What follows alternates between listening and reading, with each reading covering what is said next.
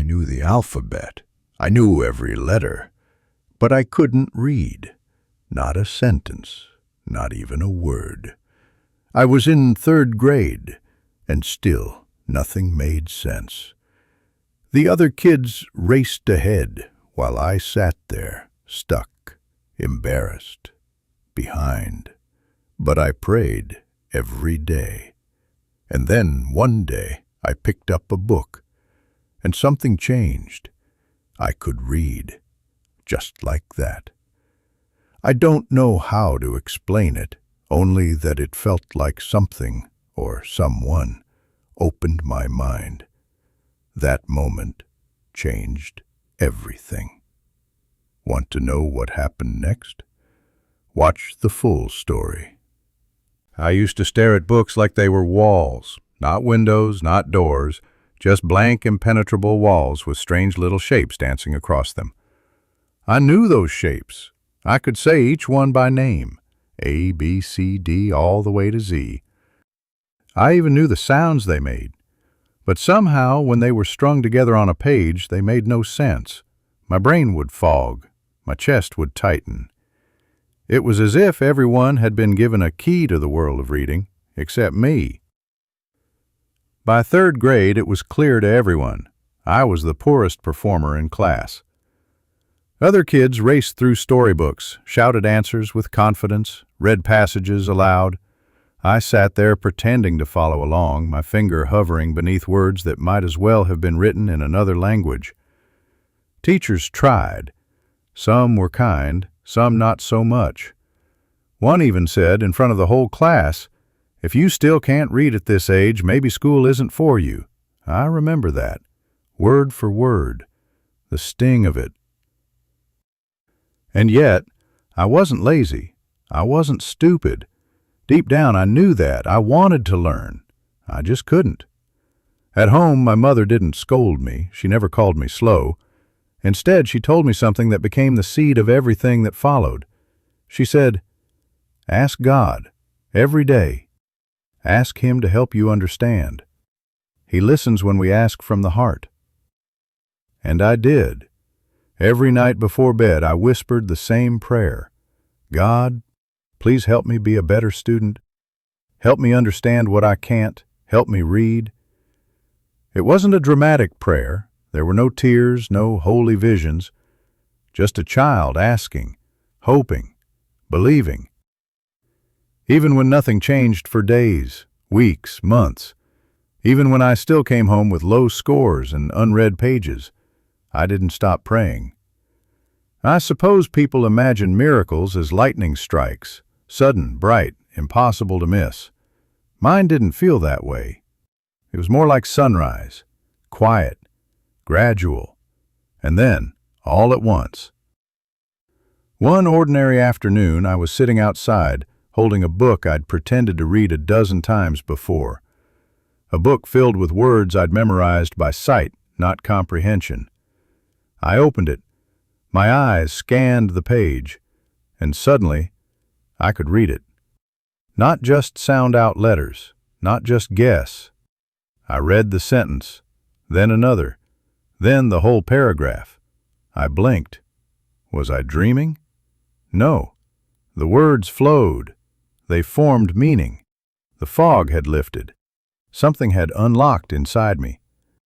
I was elated, ecstatic. I jumped up and ran to tell my mother.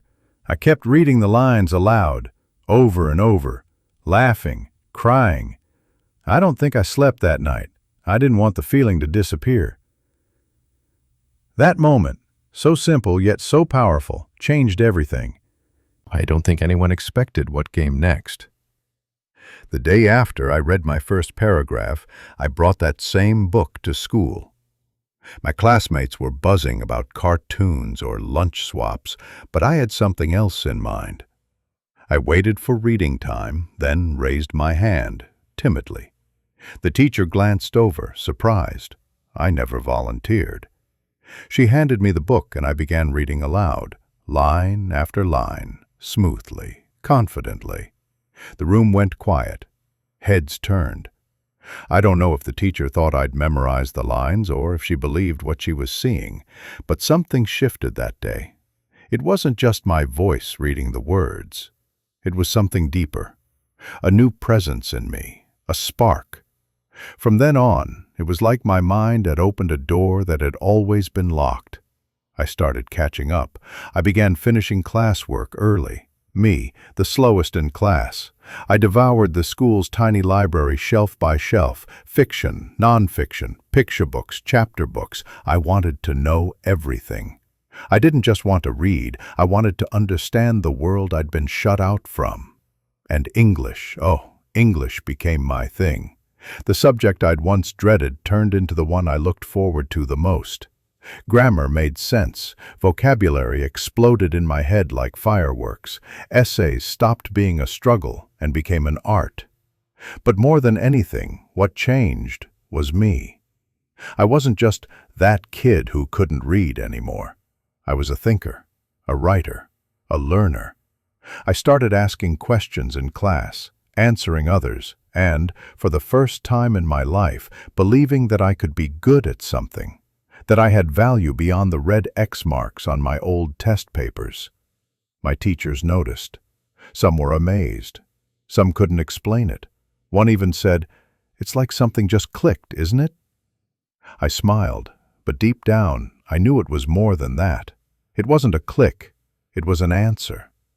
See, I'd prayed for this, not once, not twice, but every single night. And when the moment finally came, it wasn't flashy. No angel descended from the sky. No spotlight shone on my little head. But I knew. I knew something had heard me. I don't pretend to understand why it happened that way, why the struggle lasted so long, or why the shift was so sudden. But I believe, truly, that my prayer had something to do with it, that my asking was met with an answer, not on my timeline, but right when I needed it most. And maybe that's the lesson in all this. Sometimes miracles aren't lightning bolts. Sometimes they're slow sunrises, quiet, faithful moments leading to something no one else can explain. And when they come, they leave you changed, not just in ability, but in identity. Years have passed since that afternoon, the one when the words finally opened up to me. But I still carry it like it happened yesterday. Not just the memory, but the feeling. That moment of sudden clarity, that surge of joy, that quiet knowing that something bigger than me had stepped in. Because, let's be honest, by all accounts, I shouldn't have made it. I was the bottom of the class. I couldn't read well into the 3rd grade. People had already begun to label me slow, behind, unreachable. If life had continued on that track, who knows where I would have ended up? But I didn't stay stuck. That invisible hand, whether you call it faith, God, the universe, or just stubborn hope, shifted my entire life in a moment. It didn't come with fanfare, but it came with purpose.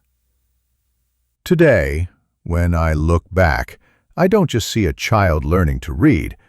I see a child learning to believe, to trust that persistence matters, that faith isn't just for churches and Sunday mornings. It's for the lonely desk in a classroom. It's for the tear-stained homework sheets. It's for the kids who are trying so hard but getting nowhere yet.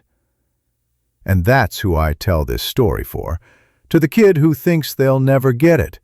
To the parent who stays up late worrying. To the teacher who's losing hope in a student. Don't write off the struggle. Sometimes it's where the miracle is hiding.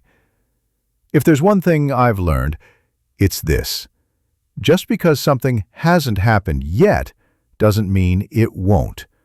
Sometimes you pray for something so long, you think the silence means no.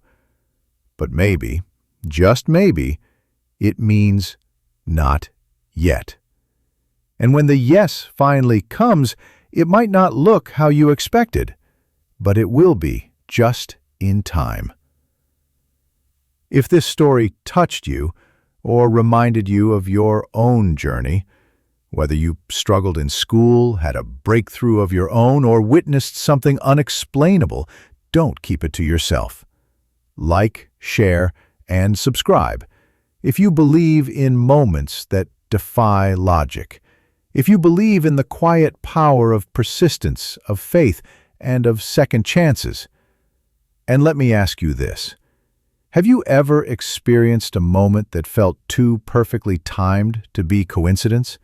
A gut feeling, a sudden shift, a door opening when you least expected it? Drop it in the comments. You never know who needs to hear your story today.